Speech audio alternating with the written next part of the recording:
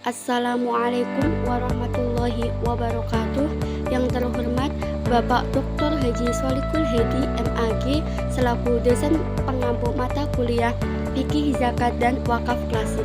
Perkenalkan, kami dari kelompok 3 kelas A3 ZWR yang beranggotakan 1. Zulita Widi Permatasari NIM 2150310013 dan Zulia Ardaani NIM 2150310023. Kami di sini akan menjelaskan tentang mustahik zakat. Pengertian mustahik. Apa sih itu mustahik? Mustahik merupakan bagian dari unsur-unsur pokok pelaksanaan zakat. Keduanya memiliki kedudukan yang sangat penting, mengingat tanpa adanya salah satu dari keduanya, yaitu zakat dan mustahik, maka zakat tidak dapat terlaksana. Oleh karena itu, keduanya memiliki peran, kewajiban, dan hak yang saling melengkapi untuk menyeimbangkan kehidupan beragama maupun kehidupan sosial. Mustahik zakat adalah orang-orang yang berhak menerima harta zakat. Allah SWT telah menentukan orang-orang yang berhak menerima zakat dalam firman-Nya Quran Surat At-Taubah ayat 60 yang berbunyi Bismillahirrahmanirrahim. Innamas shadaqatu lil fuqara'i wal masakini wal 'amilina 'alaiha wal mu'allafati qulubuhum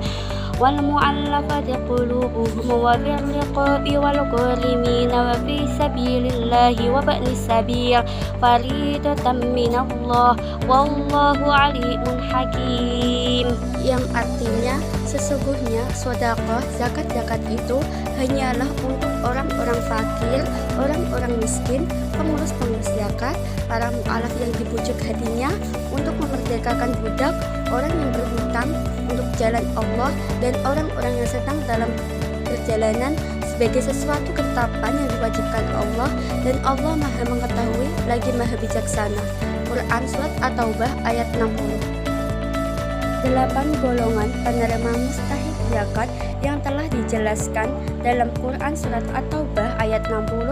Yang pertama fakir, kedua miskin, ketiga amil, keempat mu'alaf, kelima firqob, keenam gorim, ketujuh fisabilillah, dan kedelapan ibnu sabil. 8 golongan penerima mustahik atau zakat. Yang pertama adalah fakir. Fakir menurut jumhur ulama merupakan orang-orang yang tidak mempunyai harta atau penghasilan layak untuk memenuhi kebutuhan sandang, pangan, tempat tinggal, dan segala keperluan pokok lainnya, baik untuk keluarga dan orang-orang yang menjadi tanggungannya. Yang kedua ada miskin. Menurut jumhur ulama mengatakan bahwa orang miskin adalah orang yang mempunyai harta atau penghasilan layak untuk memenuhi kebutuhan diri dan tanggungannya, tetapi penghasilan tersebut mencukupi. Sementara itu, Islam berusaha untuk meningkatkan kesejahteraan fakir miskin dengan cara pemberian zakat kepada mereka. Karena fakir miskin adalah orang yang paling berhak menerima zakat di antara 8 asnaf. Kemudian, yang ketiga ada amil. Yang dimaksud amil adalah orang yang ditunjuk untuk mengumpulkan zakat, menyimpannya, membaginya kepada yang berhak, dan mengerjakan pembukuannya. Yang keempat ada mu'alaf, yaitu golongan yang diusahakan untuk dirangkul, ditarik, dan dikukuhkan hatinya dalam keislaman yang disebabkan belum mantapnya keimanan mereka atau untuk menolak bencana yang mungkin mereka lakukan terhadap kaum muslimin dan mengambil keuntungan yang mungkin dimanfaatkan untuk kepentingan mereka. Menurut Umratul Hasanah, yang dimaksud mu'alaf ada 4 macam, yaitu yang pertama mu'alaf muslim, yang kedua orang-orang yang masuk Islam dan niatnya kuat, yang ketiga mu'alaf yang dapat membendung kejahatan orang kaum kafir di sampingnya, dan yang terakhir mu'alaf yang dapat membendung kejahatan orang yang membangkang saat membayar zakat. Yang kelima riqab, yaitu para budak mukatab muslim yang tidak mampu melunasi biaya memerdekakan dirinya sendiri, meskipun dia memiliki kemampuan dan pekerjaan, karena ia dikuasai sepenuhnya oleh tuannya, sehingga dengan diberikan bagian zakat, tujuannya yaitu agar mereka dapat melepaskan diri dari belenggu perbudakan. Kemudian yang keenam ada ghorim, yaitu orang yang berhutang, baik hutang untuk dirinya sendiri maupun orang lain.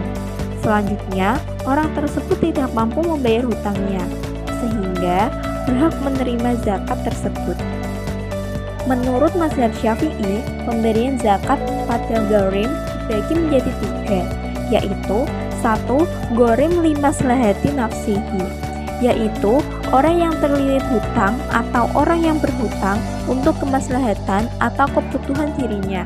Yang kedua, ghorim li islahi zatil bain, yaitu orang yang terlilit hutang karena mendamaikan manusia, kabilah atau suku.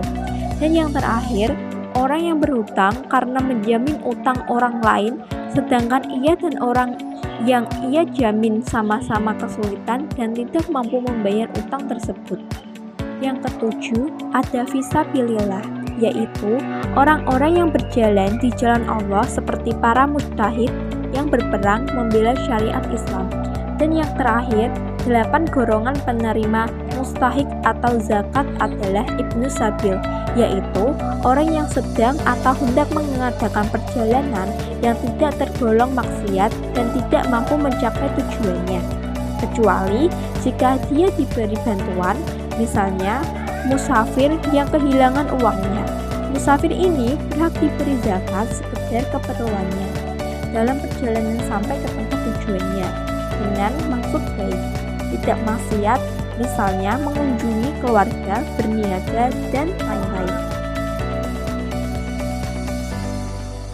Sekian penjelasan dari kelompok kami. Wassalamualaikum warahmatullahi wabarakatuh.